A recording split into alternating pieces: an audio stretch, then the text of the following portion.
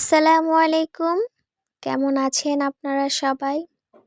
আশা করছি আল্লাহর অশেষ রহমতে আপনারা সবাই ভালো আছেন, সুস্থ আছেন। আলহামদুলিল্লাহ আমরাও ভালো আছি। আজকে ভিডিও শুরুতেই আপনাদের সবাইকে নতুন বছরের অনেক অনেক শুভেচ্ছা জানাচ্ছি।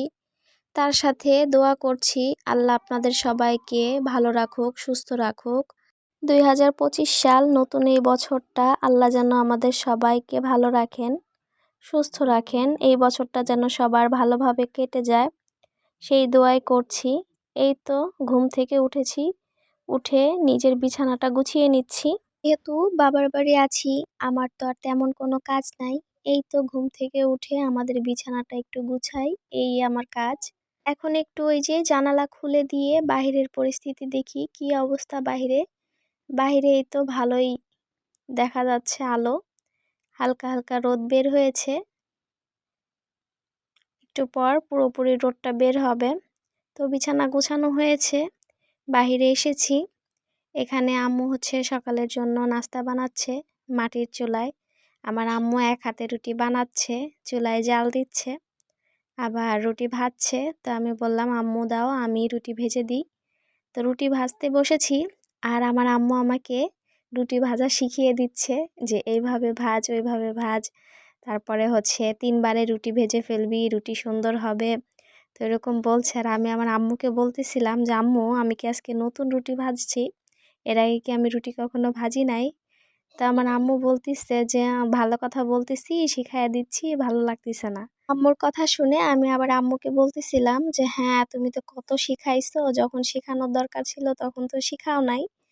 তোমার কাছে কত ভ্যান ভ্যান করেছি যে আম্মু একটু রুটি বানাতে দাও, আমি একটু শিখবো শখ করে, তুমি তো তখন বানাতে দাও নাই, বলছো পরে পরে, আর এখন তুমি আমাকে শিখাচ্ছ।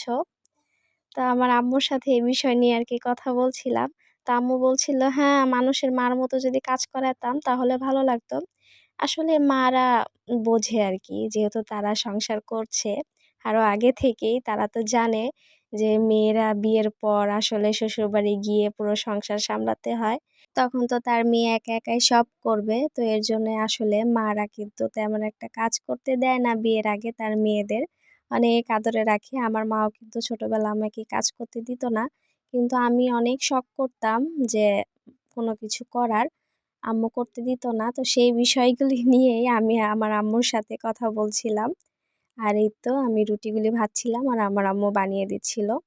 তো সকালে নাস্তা তো করে ফেলেছি।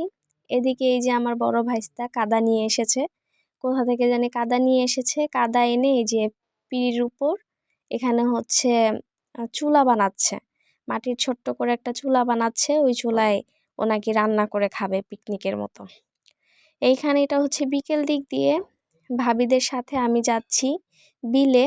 তো রাহিয়া এদিকে মুরগিগুলিকে বাঁশের উপর বসা দেখে আমাকে বলছিল যে আম্মু একটু ভিডিও করো, দেখো কিভাবে বসে আছে। আসলে আমি তো এগুলি প্রায় তাও দেখছি, গ্রামে যখন বেড়াতে আসতাম তখন। মেয়ে তো দেখে নাই, নতুন যেগুলি দেখছে সেগুলি আর কি বলছে, আমাকেও দেখাচ্ছে যে দেখো আম্মু এই জিনিসটা কেমন লাগছে। এখন এই তো ভাবিদের সাথে আমি যাচ্ছি বিলে। এই যে এরকম চারিপাশে সরিষা ক্ষেত, এর মাঝখান দিয়ে এই যে রাস্তা ছোট্ট, এটাকে আমাদের দেশের ভাষায় আইল বলে। তো এই ছোট্ট আইল দিয়ে হেঁটে হেঁটে যাচ্ছি জমির মাঝখান দিয়ে, ভালো লাগে আমার।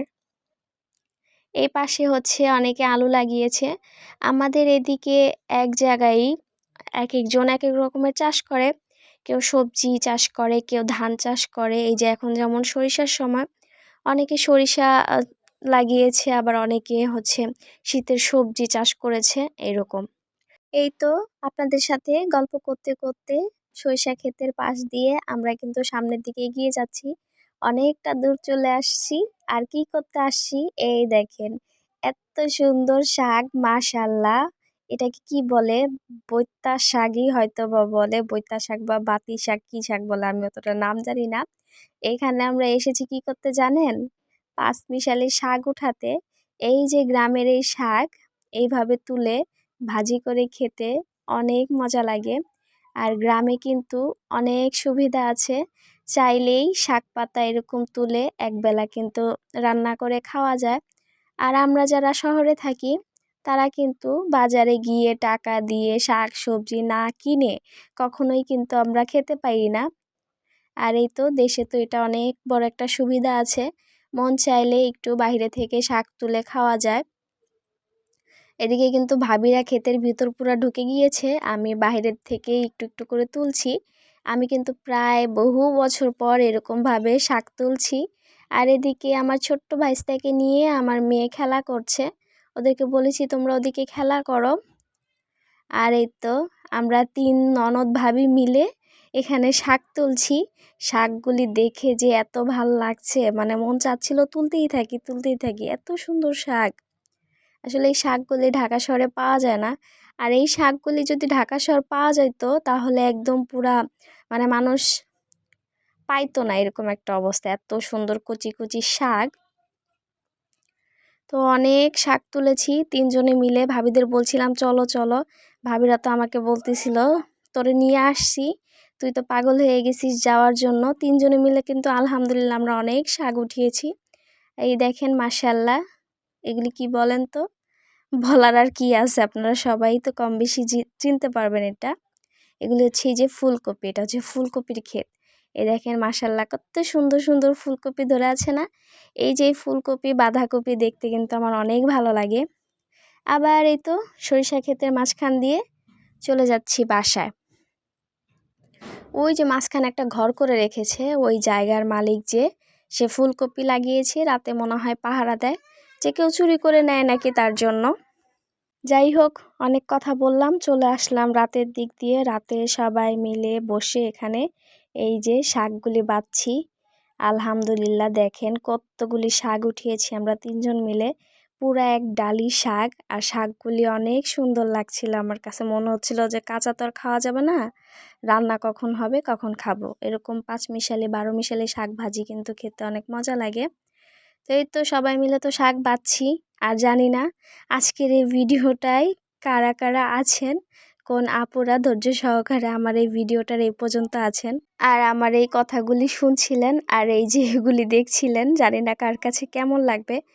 আশা করছি আমার প্রিয় আপুদের কাছে একটু হলেও ভালো লাগবে।